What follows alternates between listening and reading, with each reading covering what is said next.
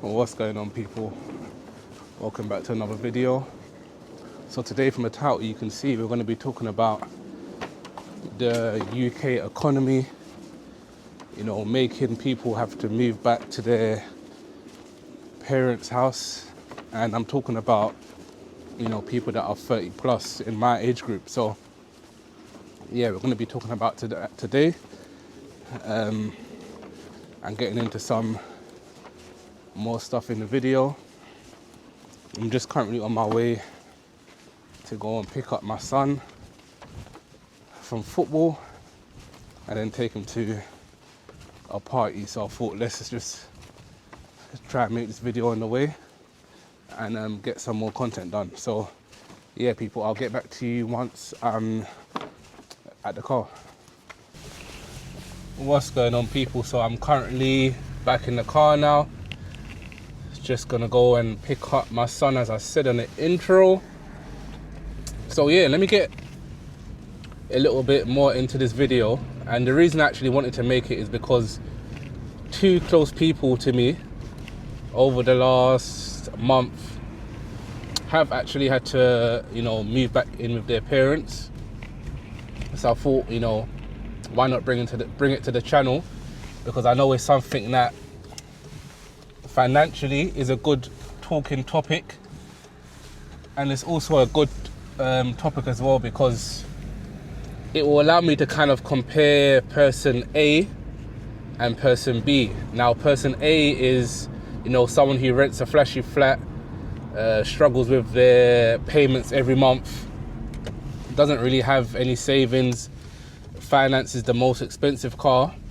And person B is someone who is able to, move home and live with their parents temporarily, maybe for 6 to 12 months or maybe a bit longer, is able to stack their money, also invest their money over time, and is able to, pay down their debt. So I'm going to be comparing those two people, and I'm just going to be having a general chat about my own experiences with living with parents, and also why the economy is forcing people to live back with their parents. So let's talk about my own experience. So with myself, I've never had to move back with parents per se. I was someone who done it the other way, which was I stayed at home as long as I possibly could, because I saw the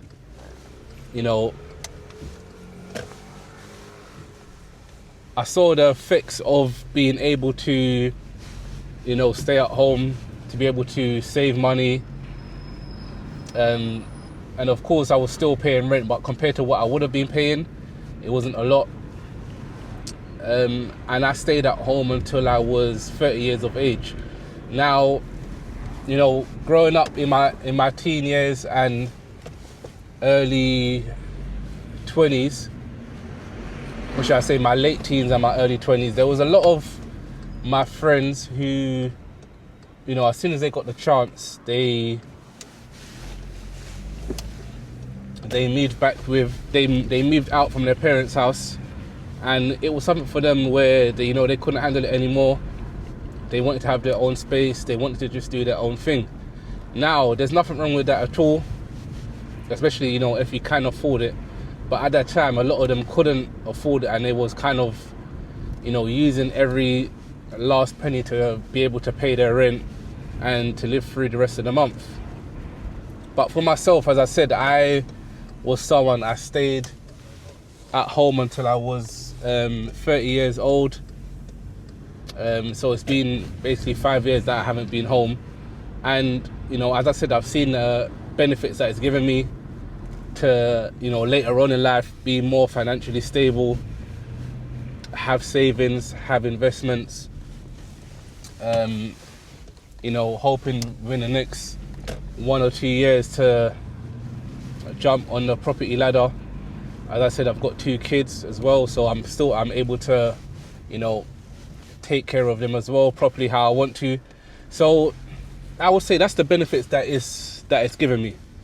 Now, if you're someone who, who does watch my channel, or you're watching for the first time, I made a video about 2 weeks ago in regards to driving lessons being very expensive and unaffordable. And this is, probably another part I'm doing, but just in regards to, living arrangements and having to meet back with your parents. So I went over some of these subjects in that video, and I'm going to actually pop that up on the screen and put it in the description.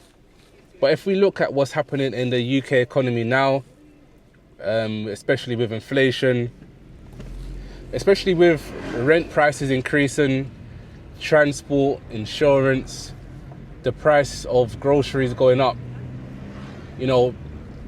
being able to live on your own and, still survive and be able to do stuff outside of work and just in your normal life is becoming very, very hard.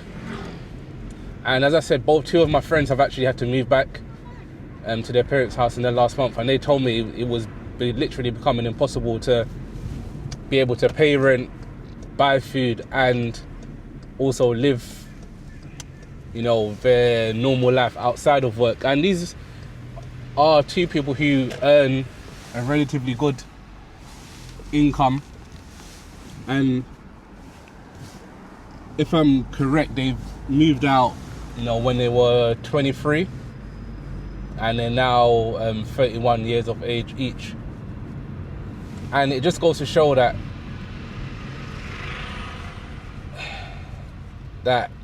having, what should I say, wanting to kind of live a semi-flashy lifestyle or have expensive things on a normal wages, it's just not really attainable anymore. Because even if you look at it, wages are not, are not in line with inflation. Inflation is going up, but the wages are staying the same. People are just not able to survive on their own anymore, unless you've got a partner with you, where they're helping you, chipping with the bills as well. But if you are a single person that's living on your own, it's going to be very hard, for you, unless you are earning a very, very significant wage living in London. You've got people who are, working full time on a good wage, and they're still living payslip to payslip, still can't buy a property, don't have savings, and that's all because of, the state that this country is in at the moment. Now, the next point that I want to talk on is the social pressures and shame of having to move back, with your parents once you've been gone for a certain time, especially when you get into your 30s. As I said, there's a lot of stigma online about this, about it being embarrassing. People are comparing themselves to other people, and especially when it comes to feeling behind. As I said, two of my friends have had to move back, and they've told me that, they feel like, in the beginning, they felt like they were ahead of everyone, but now they feel like they're behind everyone because they took that step early, and they didn't think about it in the long term and what it would kind of mean in regards to later on in their life. As I said, saving, investing, having money just put down for your future, and they've not been able to do that because of, the early sacrifice that they took to go and live out on their own. So as I said, they've got that feeling of feeling behind everyone else now, who might have taken their time, might have stayed at home, 5 or 6 years longer than anyone else, but they were able to stack that money up and, prepare for their future. And it's a question that I want to pose to you guys as well. Do you guys feel that people move out too early? Are you someone who's moved out early yourself? Are you still living at home? Do you kind of see yourself buying property in the UK or in London? So that's a question that I just want to pose to you, because I want this, like I said, I want this YouTube channel to be a talking point for everyone, especially on financial decisions and kind of what's going on. So yeah, just let me know in the comments. Are you, as I said, are you someone who lives on their own? How are you finding, paying for rent, paying for groceries? What's going on with you? So yeah, just leave it in a comment and let me know. Now I want to break down just maybe some simple numbers of, maybe what someone would be spending living in London. Let's say, for example, their rent is 1,200, the council tax is 200, utilities 150, your food might be 300, your transport might be 120, and any sort of subscriptions might, let's just say, £100. And that's quickly adding up to, £2,000 a month. Now, for example, imagine you had someone who stayed at home, and someone who's earning a good salary, let's say in a 40 to 50,000 pounds a year salary, and but they still decide to themselves, you know what, let me try and stay at home for the next 1 or 2 years just to stack all the money that I would be paying at a month on rent. Let's say that, for example, they're saving 800 to 1,500 a month through living with their parents. They're able to clear debts, they're able to build investments, they're able to save for the mortgage that they want to get in the future. Let's just have a look at the difference that you can make by staying at home. Now, I don't know everyone's personal living arrangements, or some people just can't take it anymore and they just want to get out, but I would say, if you are able to, if you've got that financial hunger and mind, and if you are able to stay at home a bit longer, I would say, it's something that is very, very worth it. As I said, you still would have to be paying rent, but it wouldn't be as much as you would have to if you were living that on your own. And just have some discipline to say, for the next, as I said, 1 to 2 years, I'm just going to stay at home, bide my time, wait a little bit longer, and then once that time is gone, you're able to move out on your own and not have to worry so much about payments and groceries, and you'll probably be able to have your own car and live outside of your 9 to 5, such as going on holidays, having experiences, if you have a partner, going away with them and just doing stuff of that nature. So I think, as I said, it does take some planning, it does take some time, but it's definitely well worth it. Now, another thing that I really, really want to touch on when it comes to this is people who become lazy when they move back in with their parents, or when they stay with their parents for a certain amount of time. Now, the reason I want to talk about this is because you will have people who might move back in with their parents and say to themselves, okay, I'm giving myself a year to save up some money, a year or a year and a half to save some money. And what they do, they get so comfortable that they don't actually do the plan. They go back to their parents' house, and all of this extra money that they're being able to save a month, all they're doing is just spending it anyway. They're, spending it on buying new cars, new clothes, going on 5 different holidays a year.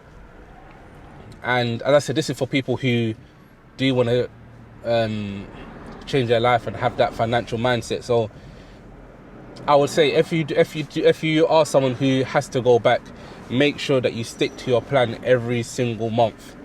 Now, you're going to need a level of discipline, and your mental has to be on point. But I'm saying, just make sure you're not that person that, as I said, is seeing all this extra money a month and getting excited and then spending it, because that 1 or 2 years is going to come very, very quickly. It's going to fly by like this.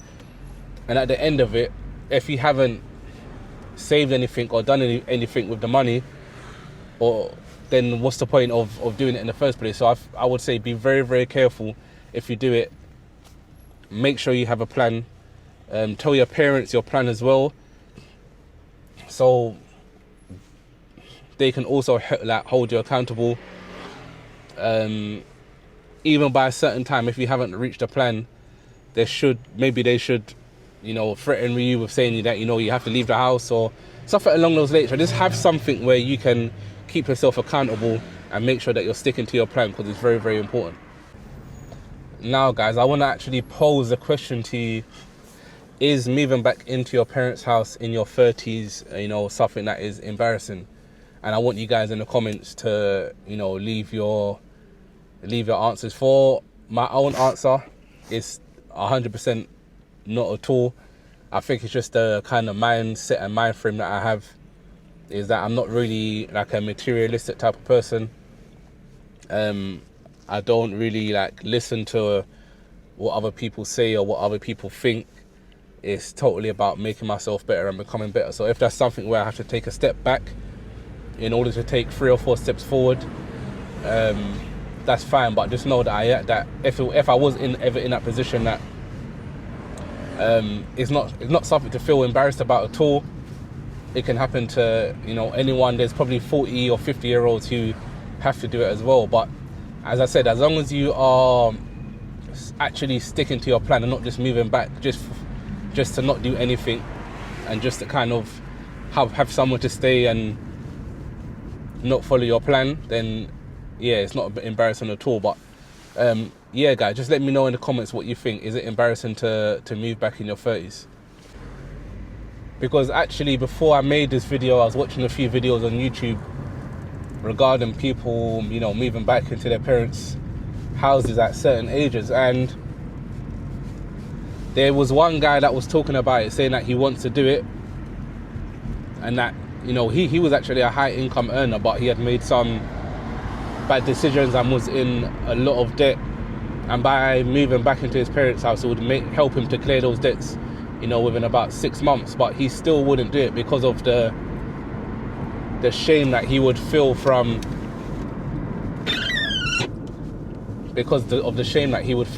friends, family, co-workers, just people around him in general. And as I said, it just made me think today to make this video in regards to how the UK economy is making people have to move back, essentially, because everything has just literally got out of hand. And it just made me think that there's no there literally is no shame at all in having to rebuild. I've had to rebuild multiple times in my life where I've literally gone to zero and had to start again because of times that I've messed up, or things financially that I've done that I shouldn't have done. But as I said, I was someone who always stayed at home for a long period of time, so it helped me to do this because I knew that I had support of family members as well. So yes, having those strong family members and people who help you out and just give you encouragement is literally worth its weight in gold. But yeah, people, I just want to say, don't feel embarrassed to have to do certain things to get ahead. If people are making you feel embarrassed, then they're not your friends and they're not your family at the end of the day. So also, before I end the video, if you are someone who feels stuck financially, if you feel a bit overwhelmed or like you're falling behind, you're not alone. I speak about this stuff because I've been through a lot of it myself, and I'm just trying to help people. So if you do feel like you need someone to speak to, I offer one-to-one clarity calls. I started them about a month ago. Done about 5 or 6 already. They are paid calls, but I feel like they have helped a lot of people. Well, helped the people that I've worked with so far. Like I said, I'm not a guru or get rich quick kind of guy, but that link will be in the description if you just want to have a quick chat. But yeah, people, I will see you on the next one.